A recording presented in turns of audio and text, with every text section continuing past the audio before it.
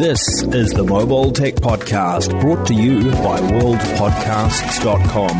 Now here's your host, Tech Girl, Miriam Joie. Brought to you by Ifani. Stay tuned for a special offer at the end of the show. Hi, and welcome to the Mobile Tech Podcast. I'm your host, Miriam Joie, and today is Friday, May 19th, 2023, and my guest is the awesome Emily Dreibelbis of PCMag. Hi, Emily. How are you? Hello. I'm doing great. How are you? I'm super good. I'm kind of recovering from a cold, actually. So if my voice sounds a bit off, it's because some bug caught me at I.O. and it wasn't COVID. But, a little bit of a flu didn't really hurt me too much. So you are somehow in a Marriott that rescued you for a quiet place to record down in Long Beach, where you are attending the Electrify Expo. Is that what it's called? Yep, exactly. I have my little badge here. I don't know if you can see it. Look at that. Right on. That speaker. I was on a panel today as well. So yeah, it's fun. It's a fun event. So we're going to talk a bit about EVs because Emily's covered EVs for PCMag, but we also want to talk about AI because now you cover a lot of AI for PCMag.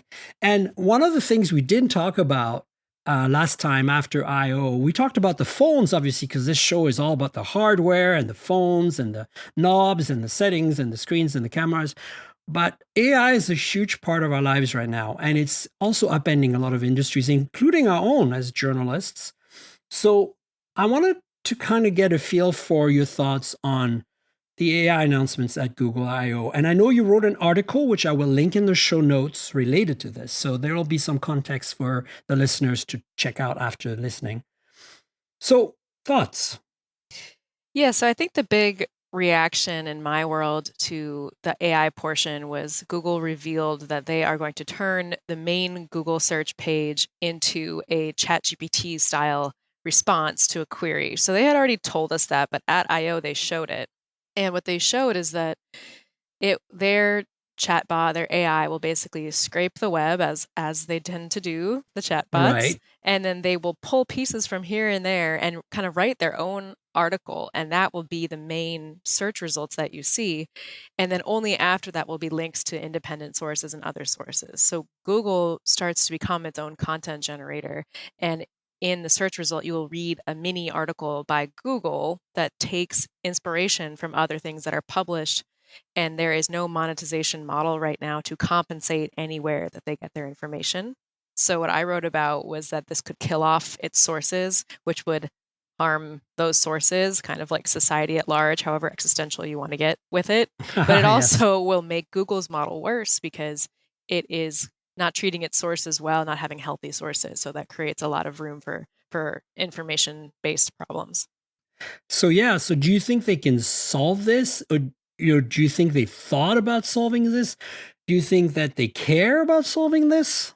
The statement that they have is that they said, we're still committed to directing traffic to valuable sources. And I feel like that's the wrong way to put it because they're almost appeasing other sites or even businesses. It's not just journalism. It's like a business who might have a referral page or a funnel that they want customers to go through. So they've said we're committed to driving traffic to those sites. I think what they should have said is that we are in it together and we need you and you need us, and we will develop a model that compensates you, and we will develop a system to make this a healthy evolution of search. And they didn't say that.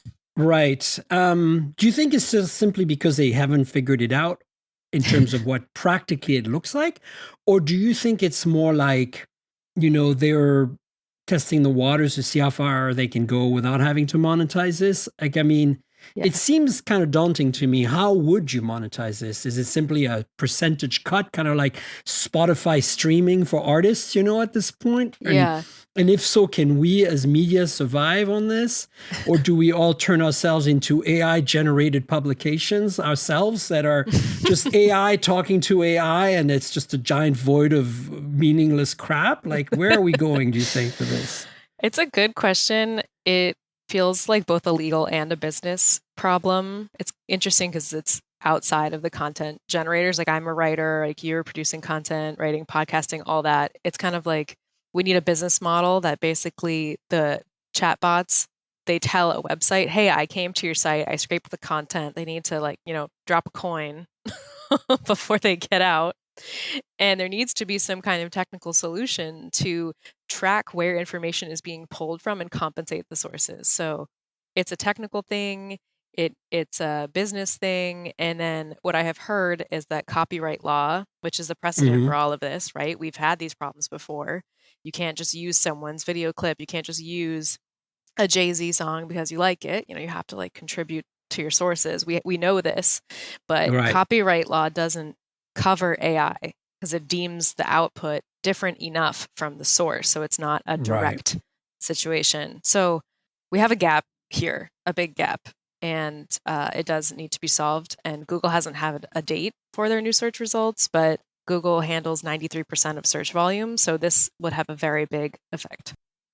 Do you think in the immediate future, once they start rolling this out, we're going to start seeing, a whole slew of new jobs, like we had SEO optimization jobs, which are a real thing. Like people are very talented at figuring out the algorithm and how to optimize it for us in the media here.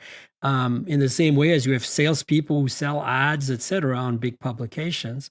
But do you think we're going to see like a new generation of, hi, I'm an AI optimization specialist or whatever, that's going to, guarantee more traffic potentially to your site by, putting the right words and right content in there. And it's going to screw us creators and authors and writers over because we're going to be like, this sucks. In the same way as right now, 5 ways of customizing your Pixel phone is going to bring out more views than me doing an in-depth deep dive on the latest camera phone. Is this where you think where we're going, or do you think there's potentially some way out of this? It's a good question. I think so. When SEO rose up as an industry, what it really thrived on was all these new metrics, right? It's like, we can track clicks, we can look at views, like all these things that like print journalism or even TV ads or anything like didn't have all these metrics associated with it. And then also you can correlate that to money that it makes. So the SEO empire is like well supported. And what I'm saying is that I don't know the tracking mechanisms that's saying when the AI is going to pull from here or there. There's no obligation for the AI to cite the sources. So unless there is like a metric or a compensation associated with it, I'm having trouble envisioning like a system that would crop up around it in the absence of more information. So do you feel that the impetus here is on Google to fix this? Because, unlike Microsoft and even ChatGPT, OpenAI, they are as you said, 93% of the searches, right? I mean, personally, I feel that's kind of their job to figure this out. But do you think they should? And do you think that should be legislated at all in any way? I think that there should be legislation, a similar version of copyright law for AI models that are creating content. I do think that should be, and maybe that sounds novel now, but I have a feeling that once we had that type of legislation, it would feel just as normal as copyright law is now. So I think there should be a framework legally. I think that Google might be incentivized to solve the problem because if it kill off all their sources, then no one will trust their AI model. People will, decrease their overall trust in Google. So I hope they have their own mechanism. I also think that a healthy response would be to reduce dependence on Google, just in the journalism field. Like we should be developing our own audiences. Also in the tech journalism field, I mean, how many articles do we write about Google products? And we're pushing people to Google, we're highlighting what they do, and they don't seem to be considering us in the same way. So it would be a stronger position to reduce dependence on them if they do not bring us along. For sure. That's it. I was going to talk about the Pixel 8 Pro later, but I'm not now. Just don't want to talk about Google. No, I'm just kidding. But no, I see your point, and I agree with you. I feel like we're kind of feeding into the machine, and I've always said that. And of course, it's driven by money. Yeah. But look, here's the thing that drives me nuts. I don't know how you feel as somebody who writes for PCMag, but for me, who's a freelance journalist, I've got like right now a list of 5 phone reviews I need to write. 3 of them are kind of behind and 2 of them are embargoed. So I'm going to have to hit those. And, I'm kind of dreading it because I'm like, I'm going to write 2,000 words, which are going to be very similar to the 2,000 words that I wrote about the previous flagship phone. And nobody's going to read them. And, somebody's going to read the intro and the conclusion and the pros and cons. Yep. And, maybe some of my faithful listeners here will know it's a Merriam review and read the camera section because they're like me into mobile photography.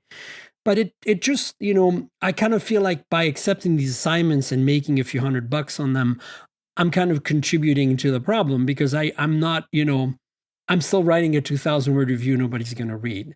And it's like, this is beyond AI. I think this is something we've been struggling with in the media industry for a while, and I'm not sure anybody knows how to fix it, which is why we're kind of all continuing along best we can. But do you think that there's like a major end to this in the sense that AI might be the thing that breaks the camel's back and completely radically changes how, tech journalism and blogging or right. web-based online journalism is done? Or, and this is not even taking into account video, which is its own content like YouTube long form and TikTok short form and all the derivatives, right? Yep. Do you think, and of course, podcasting, do you think that there is a solution? Do you think that we could find a way to make this all work where us, whether we're employees or whether we're freelance writers, could still write something meaningful, maybe not as long form? Because I've always felt like I could make 1,000-word review work just as well. But all my editors are like, no, you're going to do the 2,000-word reviews we've been doing forever. And I'm like, really? Is this working? Yeah. But then I look at The Verge, for example, who's definitely one of the more successful sites that still gets tons of traffic. And they're still doing relatively long-form reviews. But I think they structure them in such a way that because I'm a sucker or I'm old school, I read the whole thing. Because I look at my reviews and they're very formulaic. Like it's always the same structure, always the same pace. Yet, it varies from publication to publication, but it's generally the same. So I'm wondering if that's one of the solutions, slightly shorter form that's more like a prose storytelling than it is a formulaic hitting bullet points and expanding on them, kind of outline based. I don't know. I'm just thinking out loud here. What are your thoughts on all of this? It's really good points. I mean, I have thought as well, like what kind of content can survive in an AI world. And this is music, this is gaming, this is like anything an AI can generate, This is also written word, which we're talking about. And by the way, it doesn't exclude podcasting. I mean, they can generate AI voices. You could AI, absolutely. You could do anything. So it's not just By the way, I didn't tell you folks, this is completely fake. This isn't me. Emily and I are just AIs right now. So welcome to the new world. My fingers look like it. Yeah. I know. Now wait, you don't have hot dogs for fingers. So I think it might be real. You know how the fingers, I have my human suit. They can't do the fingers yet. Oh, yeah. Anyway. Well, I had to put on my human costume for the Electrify Expo, so. There you go. And folks, in case you're going, what podcast am I listening to? We're going to get to the phones. This is important. Yes. And, maybe you're kind of getting some of our journalistic angst come through here, but it's important that you understand this is going to affect other people too, not just the writers at publications, but, your favorite YouTube creators. It's going to affect, some people's jobs, white collar jobs for sure. Anyway, carry on. Yeah. So, I mean, if we do want to focus on like the tech review space and we have trusted people that we look to for reviews of products, and what I'm saying is right now, there's no way to compensate them. And then it's kind of taking their content and putting it into a stale AI, like bullet points, why you should buy the Google Pixel. There is a place for that, but there's also a place to have fun and have voice and have perspective and have trust. And a person who's used the phone, has felt it with their fingers, has opened it, closed it, has taken it on the beach, has, taken it to the mountains, and the AI hasn't done that. So if we care about that, we should find ways to keep it. If we don't, then we need to evolve. And that's kind of where we're at. Yeah, no, I agree. I do feel that what Google's doing is interesting. I'm kind of into it. I'm fascinated by AI. I've been using ChatGPT as a tool to help me write, in the sense that sometimes I get stuck because I'm always using the same expressions and using the same structures. And I'm like, okay, rewrite this paragraph because I'm stuck. And this is, oh, wow, this is a different approach. Okay, I like it, but I'm going to completely rewrite it myself again because this is, you're stupider than me kind of thing right now, Yeah. at least for now. But no, I feel like I want to embrace it as a technologist, but at the same time, I'm like, so I'm excited about what Google showed. I'm excited about like writing 4 emails to complain to the airlines about my lost bags, which by the way never happens because I never check bags. But this kind of form letter to your landlord about the broken toilet that's been going on for a month, all that AI Yes. can do a good job. And I'm really looking forward to having that built into Gmail, for example. At the same time, some of the stuff they showed on Google Docs, it's a little more scary to me. Yeah. But, I'm welcoming it because I want to see how it evolves. But I really, really hope that Google, does the right thing here, especially when it comes to search, and Right. starts, rewarding all of us who create this content with some kind of cut. And let's see how it pans out. Like YouTube is a great example. YouTube doesn't make creators a huge amount of money, but it makes creators enough money that they might be able to survive, but more importantly, enough amplification so that they can find some other partners for financing, like Right. sponsors, like our sponsor this week, Afani, for example, right? Like without them, this podcast would be harder for me to make because it helps me pay the bills. So thank you, folks, for that. And, this is what we're talking about, right? Like, because I now have an audience that's big enough, I can get some sponsorships. And so I think Google makes it possible with YouTube to some extent for creators to get compensated. And you need 1,000 people on your channel. It's not impossible to do. So I think that if they could have some kind of system in place for search like that anyone can sign up and say, this is my content. And then, of course, it brings up how to authenticate that it's content that's they created, right?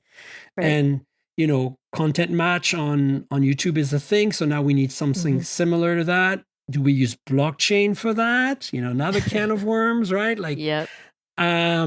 Because, right now, what you're listening to, folks, is an MP3 that's not watermarked in any way. It's not possible unless I embed some sound in it. And, as I said, I could be AI generated right now, right? Somebody could absorb every podcast I've ever recorded, put it into AI and train a machine learning model to replicate my voice. In fact, there's software out there right now that lets you do that. And in fact, I can pay for it if I want to have, so that if I mess something up and I edit my podcast, I can replace the messed up part with the part I really meant to say. And it works really well, right? Yeah. And so it's possible today. Yeah. So, And I think that's also the other side of like I'm kind of down on the existential right now. Like I'm deep in it. I'm worried about the future. But I think right now, the thing that's real is that there is a misinformation problem. Like people are already creating, and let's say someone goes on Midjourney or Dolly and creates an image of like the president in a coffin, and that gets shared around the world. That's a national security issue because somebody was at their computer and thought it would be funny because Joe Biden's old, and that's a problem. And there's misinformation. He created a voice recording of him saying, we're going to bomb North Korea. And that would be a national security issue. So that's like the highest level of misinformation, but it filters all the way down to, how many pixels are in a camera on a phone. So that's happening today. Yeah, the deformed fingers that the AIs can't figure out. We're starting to see this in some of the AI generated writing, like in the sense of like they completely make up features and specs for phones. Like I've actually asked, ChatGPT to write a 1,000-word review on a phone. And I said, go to this link to get the data. And it just like randomized like stuff I didn't know. It's like, oh no, this phone does not have a 720p display. Thank you very much. Like, right. That's where it's like we give them a lot of credit sometimes and it's not warranted. Even like we're like, wow, you're gonna change the future. But history suggests it will probably prevail in some form, I would say. Yeah, I mean, you can't get the cat back into the box or whatever the expression is. So, I'm willing to use it. I think it's very exciting as well. But let's make sure that we get some boundaries set and that we can continue functioning. And it's not just about industries changing and people losing their jobs. This has been happening forever. When, the Industrial Revolution happened, a lot of artisans lost their job to the assembly line. And so, we need to evolve as a people. Some people are going to struggle with this. I get it, including ourselves, possibly.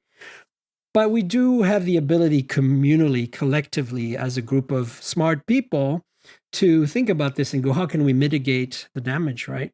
Right. And, that goes back to social responsibility, the same reason why if you're socially responsible, you wore masks during the pandemic and you had a vaccine when you had the chance to get it. And, I know a lot of these things are very controversial these days, but, they're not that controversial if you think about the fact that we're not just individual people that are doing our own thing. We work as a system. Look at how things broke down in Texas when they lost power a few years ago, months ago, whenever it was last year. It's like it doesn't take much for our systems to break down because we are a collective, for better or for worse. So in that sense, Google has a responsibility. Google is essentially a utility at this point. They provide search for us. And if they're going to use AI to add that functionality to search, then they need to set some limits as to what happens to that stuff that they scrape and how it gets at least recognized, if not, paid for in some way. Or so. Yeah. Let's hope they do the right thing. Yeah, I think the last thing I'll say, I've been looking for some leadership, kind of thought leadership on this issue because I'm concerned about it. So I started reading this book that just published called Progress and Power, something like that. You can look it up. And it basically goes through history and talks about how technological innovation does not always equal progress.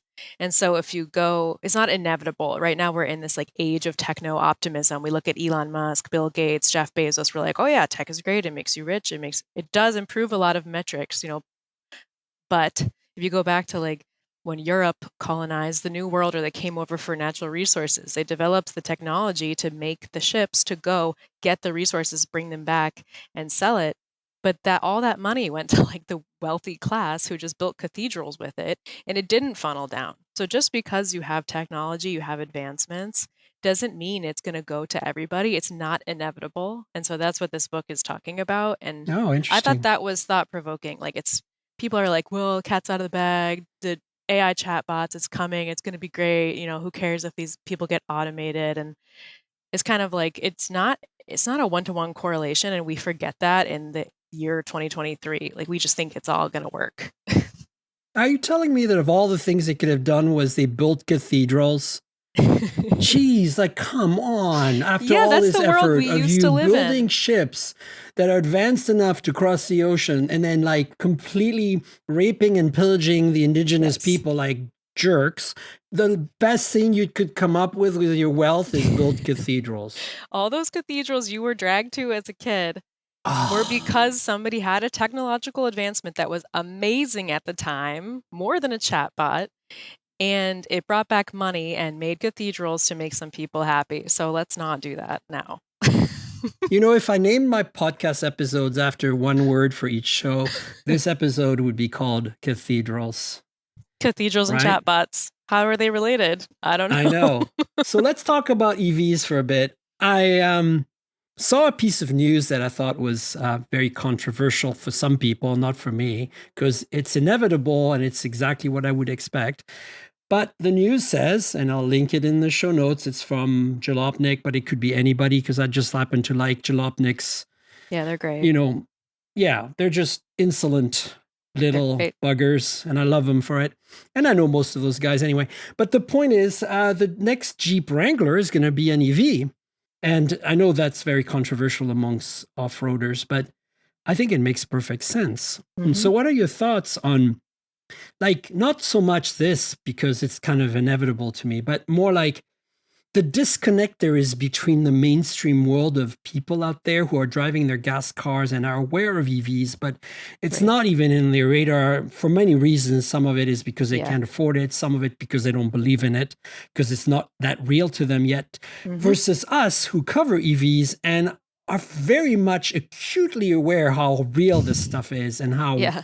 it works and it's here to stay. And it's pretty much as inevitable as the AI. Yeah.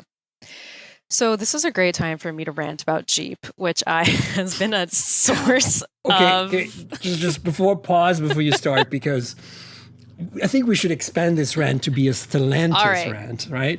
Because sure. if there's ever a company that wasn't able to get their shit together about the electrification, it's definitely got to be Stellantis, Chrysler, I can Fiat. play ball in a Stellantis rant for sure, but to keep it contained to Jeep, I've been writing about them and their EV activities for like a year now, and it's so clear to me they're paying lip service to their investors. They're paying lip service to make it look like they're doing something in EVs. They did an okay job with their PHEV plug-in hybrid, because those go a certain amount on electric before also having a full gas tank. But their PHEVs, what they tout as the best in the country, they only go 21 miles on electric.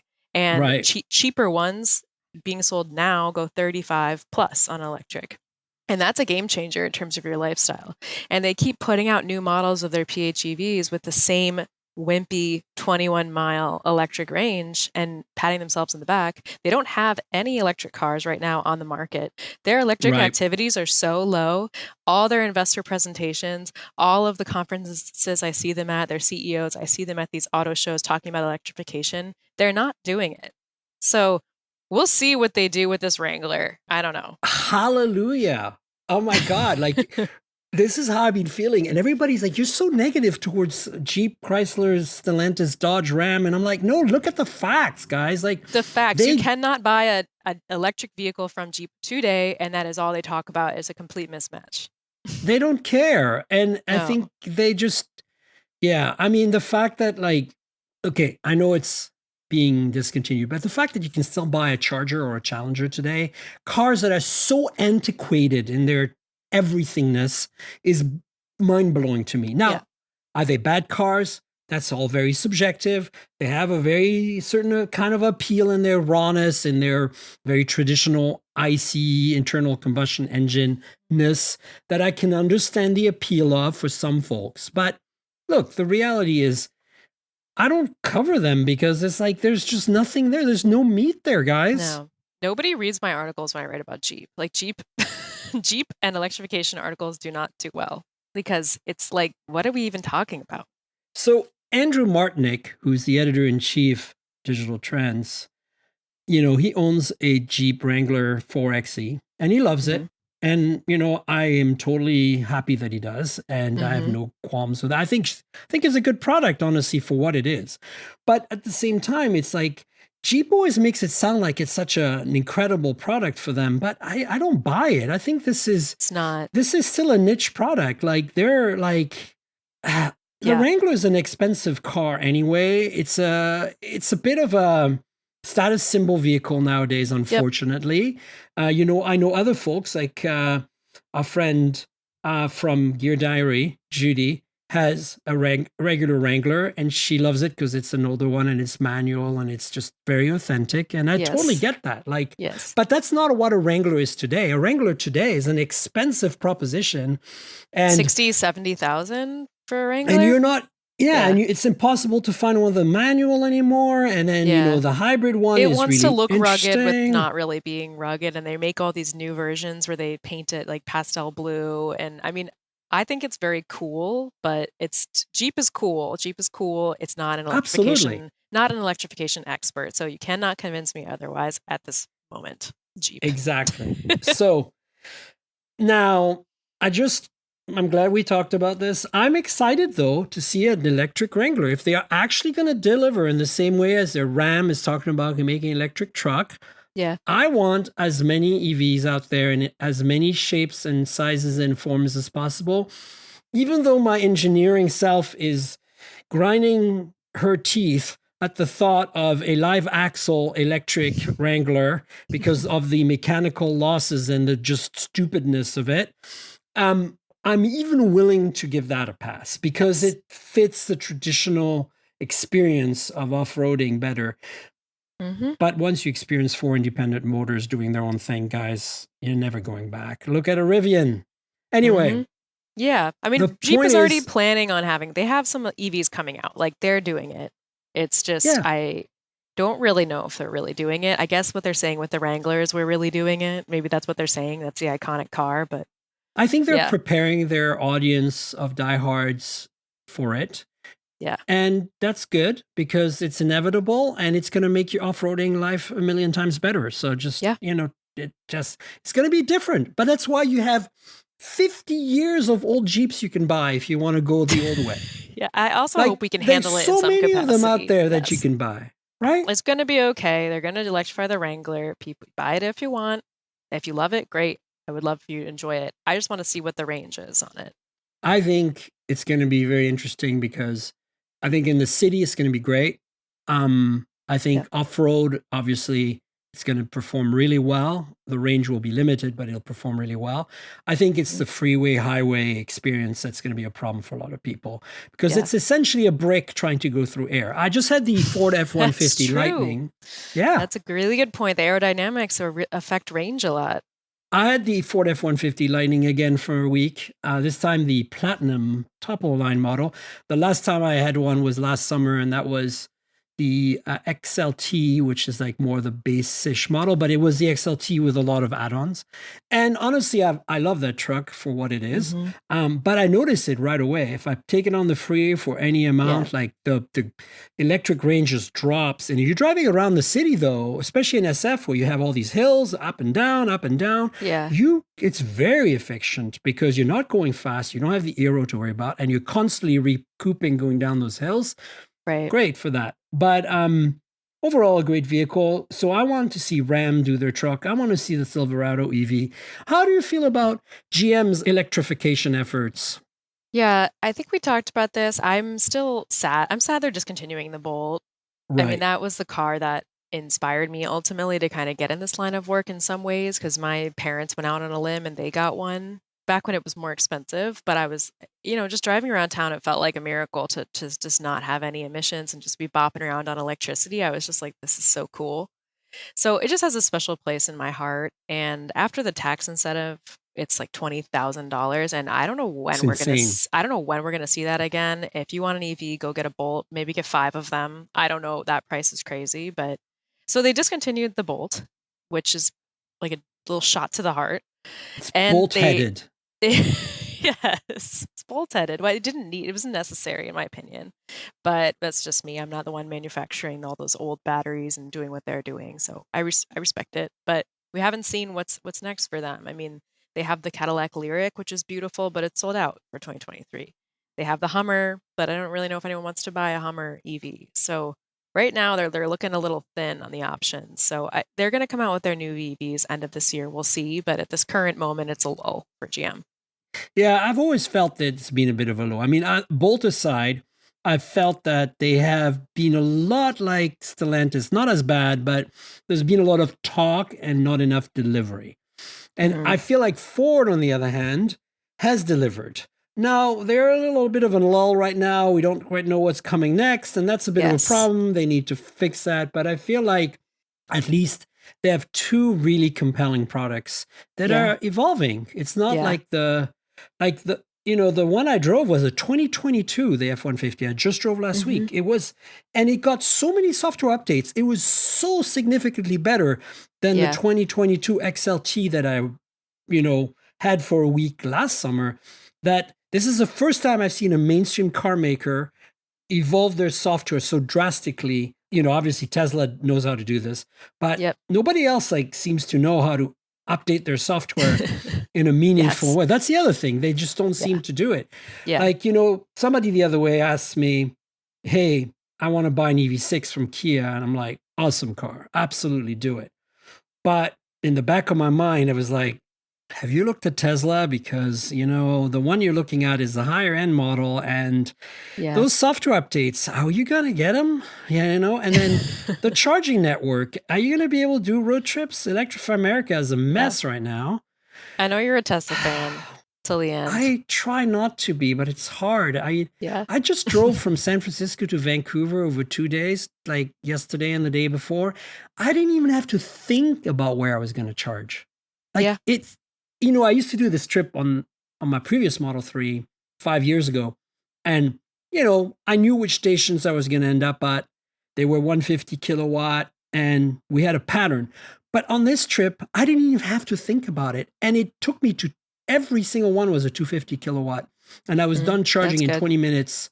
And it was just magical. We went to Target to buy some really cool gay clothes, you and I, about the gay display they have for Pride. Like we went nuts. You took your Tesla to a magical gay Target trip? No, it was, it was a charging station. And then we Target, of course, we're going to go in there and be stupid. Oh, I love Target. Yeah. And then the next thing you know, I'm like, oh shit, we've got to go. Like the car is charged. Oh man. So I just had to move the car so we could finish our shopping. This is what I'm saying. Like people are complaining about oh my God, it's going to take forever to charge and my road trips are never going to be the same. No, you get distracted. And then the next thing you know, you're already charged and you're the one who's not ready. The car is ready. True. But you went down a rabbit hole of gay Target clothing. And I mean, seriously. It's true. I've had the same experience. So I don't think it's a bad thing. I don't think adding some adventures and unexpected little side things to your road trip is a bad thing, as long as you give yourself a little bit of extra time. Yeah.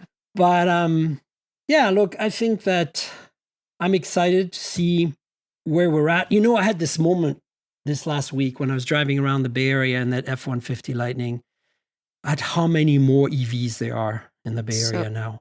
Yeah. Like I went up the hill and I live in Potrero Hill, but I'm at the bottom of the hill where the poor people live. I'm joking. Yeah, and then at the top of the hill are the really rich people. But at the top of the hill, my God, I drove and every other car was an EV. There was everything up there. Rivians, Lucids, Taycons, some Bolts, some Nissan Leafs. There was of course, every freaking Tesla you can imagine. Yeah. It was just I was just where are the IC cars in some neighborhoods? It's that intense. Amazing. It's that saturated. I mean, I live in Chicago and I see EVs on my street all the time. I see a ton of Rivians. They're manufactured a couple hours from Chicago. It's kind of like hometown brand, EV brand in some ways. I see a Rivian every single day. They're all over. But I also see Mercedes. I see Teslas everywhere. Tons of Mustang Mach-E's. That's very popular car. But I'm in California now, and there is a market difference. I'm seeing all that in Chicago, but I'm really seeing EVs here. I've even seen 2 hydrogen cars here. I mean, it's a different situation. It's a different world. So Electrify Expo, what's your take of a day there? What did you see that kind of surprised you? So the show just opened 2 hours ago, and we were kind of prepping for this call. So I went out there. It's kind of like there's a convention center where there's industry people meeting, but that's over now.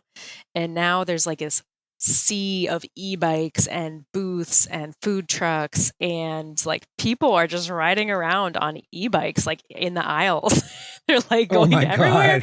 I saw this big guy and this tiny little e-bike zooming between people, and I was just what is going on? It's the e-bike Willy Wonka factory. But is it? It's kind of awesome. Please take pictures. I want to see this. I will. Yeah, I took them with my good camera. Yeah, but I went in and there's Cake, that e-bike company. I don't know. It's a Scandinavian kind of design. They have a whole racetrack, and I took one of their bikes out, and I have my motorcycle license, so I kind of adrenaline and driving bikes and stuff, and it's fun to be able to get some speed on a racetrack, just in a festival environment. I mean, I'm even wearing a dress. I was just going around this track with abandon, and it's amazing. Awesome. Yeah. Right on. Yeah, I don't have a motorcycle license that's valid anymore. I need to renew mine at some point. It's been a while since I've ridden. Never ridden an EV bike though, so I should try that. Yeah. I don't think they have that. So these ones you don't need a license, but I Right. These haven't. are, yeah. They're under 30 miles per hour, which is kind of Oh, like okay. the limit, but it feels fast when you're like on a closed course Oh, at a yeah. festival. Like it feels like someone's gonna fall and it might be dangerous, but that's the point, is it's like an interactive way to interact to experience like e-mobility, e-bikes, scooters. There's also tons of EVs. I saw the BMW. We talked about this the other day when we were chatting. Their interiors are so beautiful on those EVs. I don't know if Yeah. they just have the best ones here, but geez. I think what BMW is doing is really interesting. They're definitely catering to the Chinese market more, like a lot of bling, but I think it works. It's done It's working tastefully. on me. It's done very tastefully. Like I had the iX twice now. I had the regular and then I had the M model. Mhm. Again, like 7 months apart or something. And again, I didn't see the same software evolution, as I saw Yeah, with the F-150. But in terms of interior, damn, those cars are yeah. comfortable and well appointed and well put together. You're definitely getting what you pay for. It's like when you get in a Porsche and you touch everything and you look at everything and you're like, oh my Mhm. God, like I there's sat some down in the craftsmanship there. BMW and it felt like a pillow top mattress. Like my whole body just relaxed and I realized I need to get a massage like in that moment because it was so comfortable. And then in And the you back, could. yeah, right, I could. It's a good point. And then in the back seat, I didn't even imagine this was happening in cars, but there was like a huge screen coming down from the Yeah. ceiling, and I was like, You know "Oh, that that's they have real." a Fire stick built into that car, like an Eh, Amazon Fire. I'm like the biggest plebeian that I haven't even seen that, but now Yeah, I the know about it. i7 is the ultimate luxury, you Wow. know, Yeah, lounge on wheels right now. If you it really want, is. it's not the S class anymore. It's not the EQS. This is the one. The i7 is It was the out of one. control in the best of ways. Yeah. So you get to see all this at Electrify Expo, and unlike the auto shows, which I also go to, it's a festival vibe. So it's fun. There's people riding around e-bikes. It's kind of crazed energy, and you can just have fun with it, and that's what they're going for, and I think they're succeeding. And it's And in food 7 trucks. cities, so you can go. Food trucks. That's a sign of fun, I guess. I mean, that's all you need, right, in your life, some tacos. Yeah. Yes. What are the 7 cities? San Francisco's coming up. I'm going to be going to that one. Mm-hmm. I think there's Washington, D.C. Yeah, and Seattle, Seattle. Austin. So they told me that they picked the cities based off of EV registration data. So basically where people Ooh. are most interested in EVs. Yeah, on one hand, it makes sense. But on the other hand, I'm like, come on, like, you know, Idaho, come on, or Iowa or something. Like, we need to teach folks in other parts of the Yeah. country that EVs are cool. All right. I see you're drinking straight from the Soda Stream canister. Yeah, each have a bottle, Theo and I, and we just like drink. Like, it's still hot right now. It's the only way I keep cool. Yeah, so, I'm excited to see what happens at that thing in SF.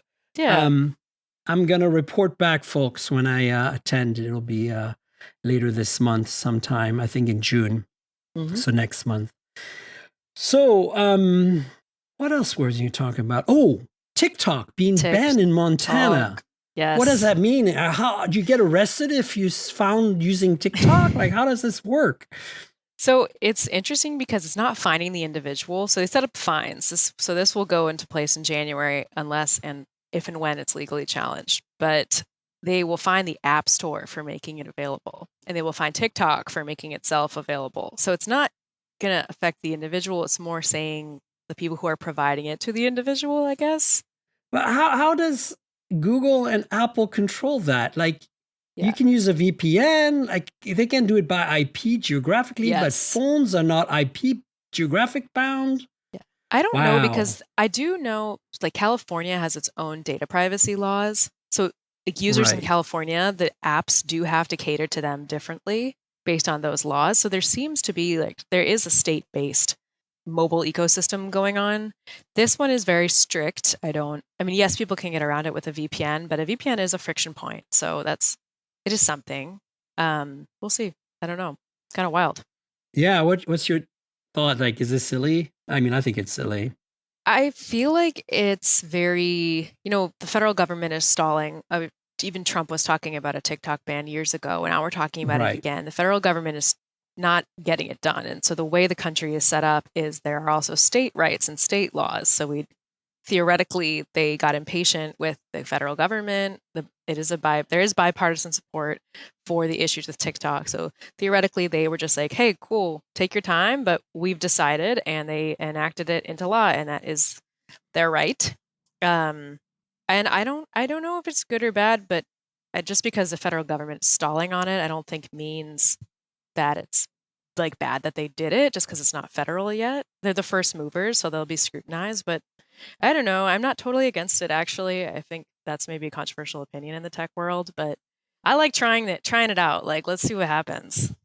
I'm not against it per se, but I feel it's kind of hypocritical of us, and not specifically you and me, like us, Yes. society, to ban TikTok when Facebook and Twitter and everybody else does so much other data mining on us, as TikTok does, and when most of the TikTok's US activities are hosted by US servers, etc. I'm like I'm not a TikTok person. I don't even have the app installed. I know a lot of people love it, and I know content creators that create really great content there. Like, I'm not against it at all, but I just feel like it just rubs me the wrong way when we're not looking internally at ourselves, of course, as and saying, hey, Facebook is probably way worse or just as bad, right? Yeah. That's all.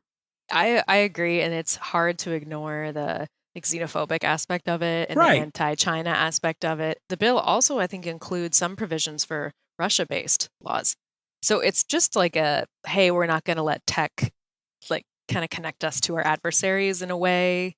I see. So it's more coming from that angle. And I guess my issues with TikTok are more about the for women, like the perception of beauty on the app, the filters. I'm more concerned with the way that's affecting teenage boys and girls who have high suicide rates. And that's like more my concern. I'm not think China's like knocking down my doors, but I have my own issues with TikTok. So maybe that's why I'm like, let's see how it goes. But no, I don't know. It's just me. I don't live in Montana, so.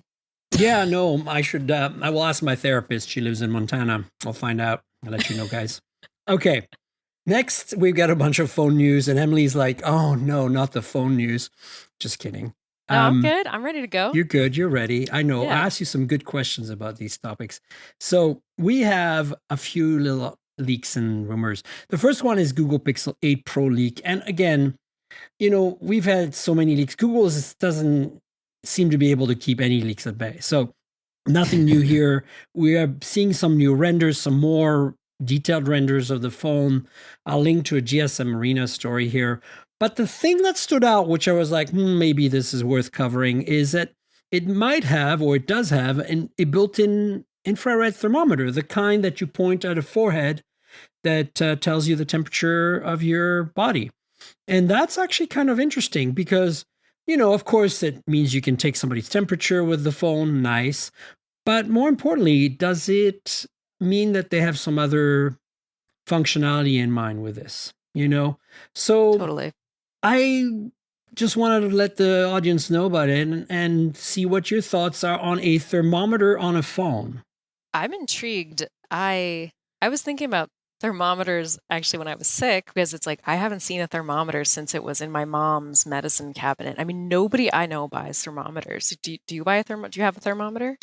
I do, and I put it in my mouth. I don't have one of those you point at the forehead ones, although I've been meaning to buy one simply because sometimes when I'm testing a phone and it heats up, I want to see, like laptops too, when you want to see the temperature of the chip as it's running a benchmark or something. Right. I should probably get one of those. But they're still a little pricey, so I've been kind of avoiding it. Interesting. Well, you bring up a good point that actually thermometers can have multiple uses, cooking, all kinds of things. So maybe that's what they have in mind. But I feel like this feature probably arose from the pandemic, and people wanted to check their body temperature. They already developed it. It's new. And maybe they're going to tie it into health tech, wearable watches that tell you your stress, they tell you your sleep, they tell you your calories you've burned. Maybe they will tie in temperature to all that. That's as far as I could see it going. There are some earbuds from Huawei, I think, and I think maybe the Apple Watch has a thermometer. Like, there's a few devices out there that can read your temperature. With the earbuds, it makes sense because they're deep in your ear canal, which is a constant temperature. Interesting. And then with your watch, your wrist, if it's, worn like this is my Pixel watch, if you wear it tightly enough, which I need right now. It's not too tight, but it's tight enough. Right. You not only get your heart rate and all that, but you also could sense temperature pretty accurately. What do people need to know about temperature? To me, it's like, okay, my body is 98 degrees, and if it's well above that, I have a fever. It could still be above that, I don't have a fever. It could be below that. Like, what do I need to know? I feel that you're right. This is what puzzles me about it is, and also this doesn't make much sense on a phone. Makes more sense on a wearable. And so, that's why I'm like, this is interesting. But weird. And I'm not sure what else you would use it for. Yeah. Certainly not for cooking, Right. because you have to put the thing close to food. Right. I guess I feel similar about this to the TikTok ban. I'm like, I don't have a Pixel phone. Well, okay, like, do you? Let's see where it goes. Women who are ovulating, don't they test their temperature to make sure it's the right time to try to get pregnant? There's something there. Probably. I mean, I'm a woman who ovulates, but I'm not trying to get pregnant, so I don't know. But exactly. Those types of discussions do bring up how we are somewhat disconnected from our bodies. Like, I don't even know, I have no idea what the temperature of my body is. I don't even know if that matters. But if I think about it, like, maybe that's important, Yeah. I don't know. This is a bit head scratchy to me. Like, I don't know what to make of this piece of news. Either. But the renders are cool, and it shows that the camera visor is a little different shape now. Yeah. And that's like nice. Basically what I take out of it. How do you feel about Pixels in general? Good. I feel good about them. What convinced me? Do you use them? Do you think they matter? Or like, because, you're not like us who are like, every phone person is into the Pixel in some way. But most of the people out there, it's like Apple and Samsung, right? Yeah. Well, so I have an iPhone, but I don't use a Mac right now. If I had a Pixel, could I link my texts to my laptop? Because that's what I'm missing. Yes. Okay. So that's good. It doesn't have to be a Pixel. Any Android phone, you just have to install the Google Messenger app, which is their text app. I should do that. Yeah, I'm like in between iOS and Android right now, and it's hard out here, man. But it is, Pixel, isn't it? I just thought about switching to Pixel for this reason, and I've seen people take these incredible photos on Pixels, and their design is sophisticated, which I like. Versus, I know you want to talk about the foldables later. I feel like those are for high schoolers, but to me, the Pixel looks nice. Like, I would consider it. Maybe I will. I don't know. All right. You hear it. You heard from Emily, folks. Emily is a tech-savvy person, but not a phone person. She digs the Pixel. We're on the right track. We're not wrong after all. Okay. Next, Moto Razr news. So the Moto Razr there's been leaks and rumors about this forever. 2 models are coming, apparently. One more foldable, one with a full front screen. And there's now a rumor that the launch date, the announcement will happen on June 1st. So mark your calendars if you're into folding phones that are the flip format, like the one which is like a little compact and turns into a normal phone when open. What's fascinating to me, and the reason I'm posted these on there for you, and I want to hear your thoughts, is the colors. Holy crap, those are cool, right? Yeah. The colors are cool. I feel like your listeners are going to hate me because I'm just not super into the foldables. Not everybody that listens to the podcast is into the foldables, so you're safe. All right. Well, it's just, I haven't seen them in the wild yet in my life. Like, I've never been in a group of people and someone like busts out a foldable personally. And, I live in like urban environments. I'm around people a lot. I still haven't seen one. So that's a head scratcher to me. But I think the Motorola foldables just look like they're for high schoolers. And I think the colors support that theory. Like, it's like purple, sage green, and like a creamy white. Yeah. I think they're definitely going for a more accessible vibe here. And that's important because they're competing with Samsung, who's becoming more and more accessible with their Z Flip line. So I can see where they're going with this. And honestly, I know a lot of younger folks, if they can afford it, who have bought the Z Flip from Samsung simply because they want something different. Mm-hmm. That's cool. Theo, my spouse, is an iPhone user, and because we live in 2 countries, we have 2 phones, 2 SIMs. They have an iPhone in the US, and they have a Galaxy Z Flip 3 for Canada, and you were next level. Love it. You too. I mean, no, but they're not a tech-savvy early adopter like me. They're just more like, oh, I like this phone, I want one. They hate Android, so they don't like using a lot of the features, but they do love the fact that it folds into half and goes into their pocket in a comfortable way. So, I don't know what's wrong with me that it's not clicking with me, the foldable phone thing. I am like intellectually open to it, but I'm much more likely to buy a Pixel than a foldable phone. There you go. And that's totally fine. I think we're going to have the form factors coexist for a long time. And speaking of more folding phones, the next date to put in your calendar is July 26th. That's supposedly when Samsung's going to announce the next two foldables, the book style Galaxy Z Fold 5 and the flip style Galaxy Z Flip 5. So again, not too much here other than a date and a PSA. Basically, put this in your calendar. Those of you who are hardcore waiting for that next Galaxy Fold, this is your date. Hopefully, I'll be getting my hands on this and be reporting back. But here's a name from the past. HTC has launched a new phone. At least I think it might just be Taiwan. But as you know, HTC used to make tons of great phones in the days back like a decade ago when Samsung and HTC used to be at each other's throats as making the best possible Android phones. And Samsung won and HTC kind of disappeared. Not really, because they do the Vive VR headset and ecosystem. They're very good at that. They compete pretty strongly with what used to be Oculus, which is now Meta.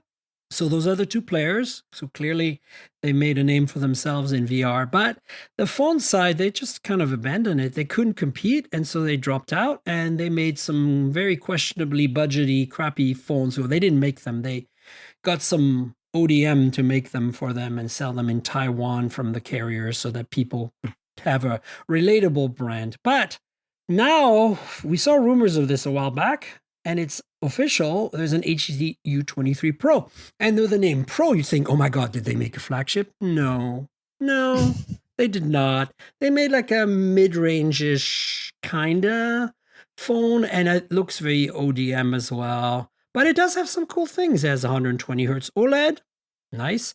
It does have a 108 megapixel camera with OIS. So that's like, so far we're looking at some pretty good kind of flagship specs. But then the Snapdragon 7 Gen 1 mid-range. And that's okay. Like, I'm not saying it's a bad phone. The Nothing Phone 1 runs that kind of chip, and it's a great phone. It's just nice to see them doing something a little better than some kind of crappy ODM rebrand. So if you are cool. An HTC fan and you have access to Taiwan somehow and you can go buy one, please bring one back for me to review, okay? Because I don't think I'm going to be able to get my hands on this at all. Are you putting a bounty on the HTC recovery? First person who goes and gets it?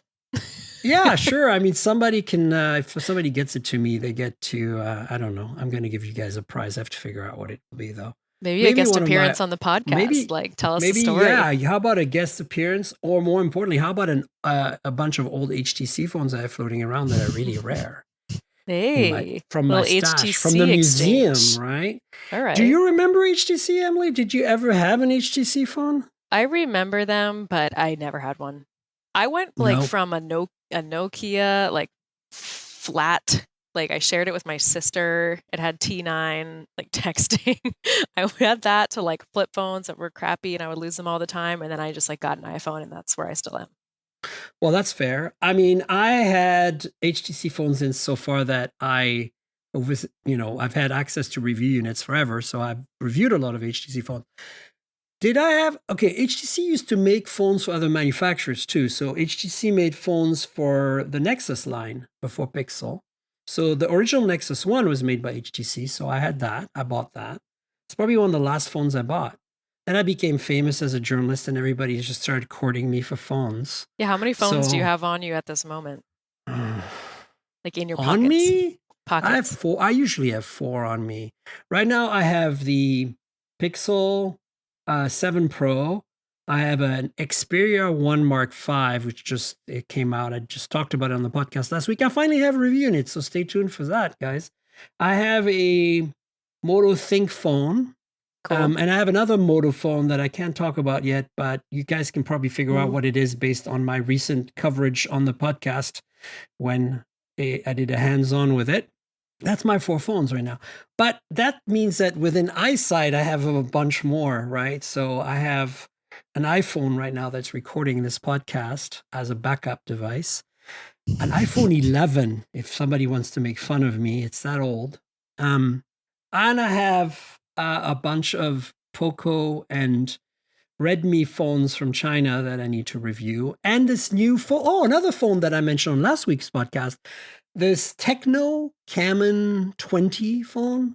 It's very weird. And they sent me one. And I love it because it's very weird. So any weird phone I can get my hands on, 100% I'm there. Your credentials for this podcast are through the roof. Like, you are the one. Wait, I think I have more phones.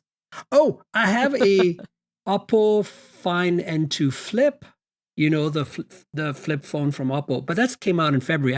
I'm still using it, so it's still here in my bag.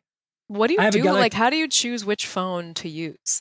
I wake up every morning and I go like, how do I feel today? The Pixel's always with me because it's my main phone and has my SIM in it. But then I'm go like, okay, let's SIM swap. That's why I'm not a big eSIM person, because it's so much easier to like wake up in the morning, pull out some SIMs, put them in other phones, get and go, right? Yeah. So the Z Flip, I also have a Xiaomi 13 Lite, which I'm still reviewing for someone, and I'm way behind on that one. So basically, there are phones that are in review rotation, kind of like, and then there are phones that I want to play with because they're kind of funky and weird, like that Techno. And then there is like phones that I probably won't review, but I need to get some hands-on time with, like the Sony, because the cameras are so unique and special. And then there's my daily phone, and then there's an iPhone because I have to have one.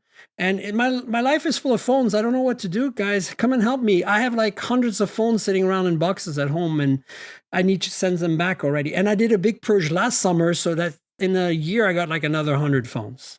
You're just a unicorn to me. Like, I've never met anybody with that many phones. It's There's incredible. a lot of us who review phones that have that many phones. I'm not the only one.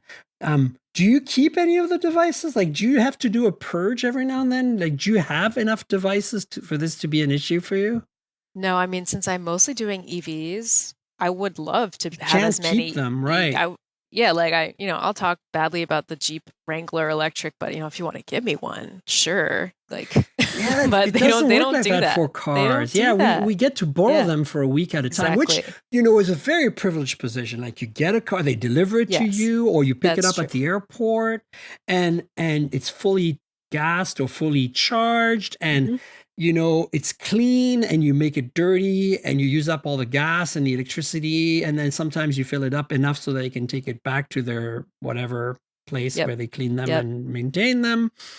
And that is our lives, guys. It's kind of crazy. I know some car journalists who don't own a car. All they do is review cars, and they have one every week, basically. Yeah, they'll drop. You can get any car you want, pretty much. It's cool. Yeah, the best thing to do is become friends with the fleet managers. Then you don't even have to deal with PR people anymore. Just kind of like, what you got this week for me? And they're like, oh, well, how about that? Yeah. It's kind of magic. Yeah, so I don't have cars. I give them back, and now I'm just flushed with chatbots because I'm writing about AI, and those are all, where all the chatbots are. So they're not taking up my living room. Yes, you're lucky though, because this does take a lot of space, and it's annoying because a lot of companies don't even want them back. So then you can't really keep them because there's an ethical problem there. So you're like, I donate them to women's organizations, rape centers, and shelters, because they always need phones to surf the web on Wi-Fi, and they can always dial 911 on any phone. That's very cool. So I've donated massive amounts of phones to the San Francisco shelters and rape crisis centers. That's amazing. And then the ones that they want back, I send back, but I never pay for shipping, so they have to give me way bills and stuff. And then some of them that are very unique, like the LG Wing, for example, the one that kind of pivoted. I kept that because I'm like, that's the last phone from LG that they're making. Not only that, but it's super cool and different. So some stuff I've kept just for posterity because it's funky. Yeah. But I try not to.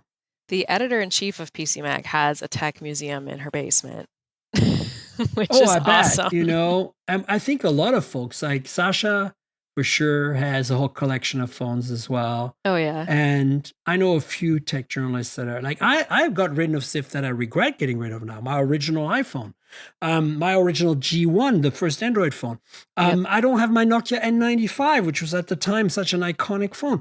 Like, I have gotten rid of too much stuff. So Yeah. I feel like I've kind of failed partially at this museum. Oh, you're doing great. No? Did you happen to Okay. see that Microsoft brought back the Zune like MP3 player for a No, giveaway? when? They're doing like a giveaway or some kind of contest, and they're giving away like an OG Zune player. Wow. No, Yeah. I didn't see that. Yeah, I'll send you the article. We wrote Please about do. it on I'll PC include it. Mag. Yeah, I I'll saw include it it in the and show I was notes. like, that's so awesome. I used to have the dorky Dell one with like a scroll. I don't know what that was. What was that called? Oh man, what's that called? Could not remember. If anyone can remember, please Was let it? me know. Was it? No, it was HP that did theirs rebranded iPods. Apple had I a don't know. partnership with HP where they made iPods HP branded for a while. Oh, wow. I think citation needed, but I'm pretty sure. But you're right. The compact. I don't know, what was it? Somebody made Dell made. Yeah, you're Yeah, right. because my parents didn't want to pay for an iPod, which was too expensive. So I got like the Dell one. And you know what? It worked for me. I wasn't even embarrassed. I thought it was awesome. But you know, the Zune was super cool. I really The dug Zu- the Zune. Yeah. The interface, the experience, the product, other than maybe the very, potentially problematic color for some people. I like the color myself, It was but fun. some people were like, "Oh my god!" And I'm like, "Come on, just get, grow up." But the point is that the Zune led to Windows Phone, the interface, and to a lot of the kind of paradigms you see today on something like the Surface Duo, Wow. flippable phone. So it's not like not all is lost. Like there's a lot of stuff Microsoft is doing in their software and their touch interfaces that were kind of originated on Zune. That's a very good point and connects all of this. So yeah, pour one out for the Zune. I think this is a great way to end the show. So, Emily, do you want to tell folks where they can find you on the internet, your various social media handles, and remind them where you write and where they can find your stuff? Yes, so Emily Dreibelbis. I know my last name is hard, but Emily Dreibelbis. I write for PCMag. My email is on PCMag if you want to reach out to me directly. But right now, my handle on social media is electric_humans. So I'm going into the EV space. So yeah, you can find me Electric Humans on Twitter, and I do TikToks that are cringy and fun. And yeah, reach out to me. You'll find me. LinkedIn. I'm out there. Would love to hear from you. Cool. Do you do Instagram at all? I do Instagram, but not professionally.